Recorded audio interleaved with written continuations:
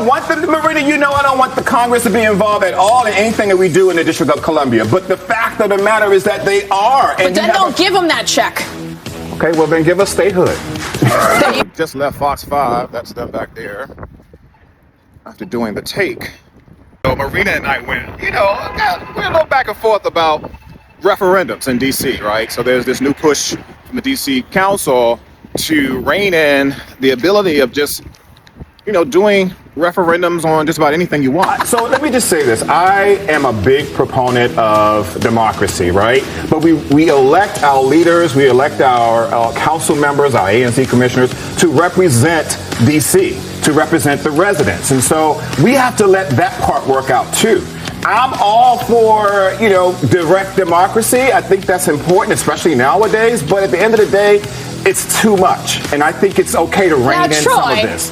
You can't have it. I mean, come on. You want everything here. Here's the deal. I-82 was on the ballot. It passed overwhelmingly. And now the council is like, wait a second. Y'all too dumb. That's what they said to the people of D.C. Y'all can't read. You don't know what you're doing. And we're going to pull it back. And when the people of D.C. were polled by the Washington Post, knowing that the council wanted to roll this back, they still said, we still want I-82. So I don't know if they were being called dumb out of school. They weren't dumb.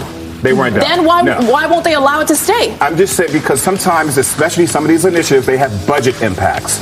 And so what we got to make sure is that if we're passing a referendum, that it doesn't impact the budget. Where's the money going to come from? We have to rob Peter in order to pay Paul for some of these initiatives. So we have to make sure that if we're going to pass these referendums, okay, fine, that's democracy. But let me just say, where are we going to take the money from? Schools?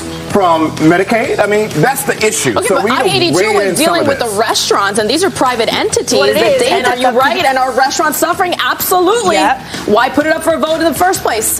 People want to weigh in on these things, and I don't have a problem with that. However, if it has a direct impact on our budget, we do need to take another look at it. And that's the issue that I think a lot of the folks don't understand, is that if you're taking money away from somewhere else in order to fund your initiative, that's a problem. So the council has a check. Congress even has a check. So we must make sure that if we're doing these initiatives that we're being smart about it. So now you like Congress getting it involved? I don't. Okay, wait a second, Troy. You're not here. Don't say that Congress has a check when you don't want it to have a check. I don't want Marina, I don't want the Congress to be involved at all in anything that we do in the District of Columbia. But the fact of the matter is that they are. But then don't give them that check.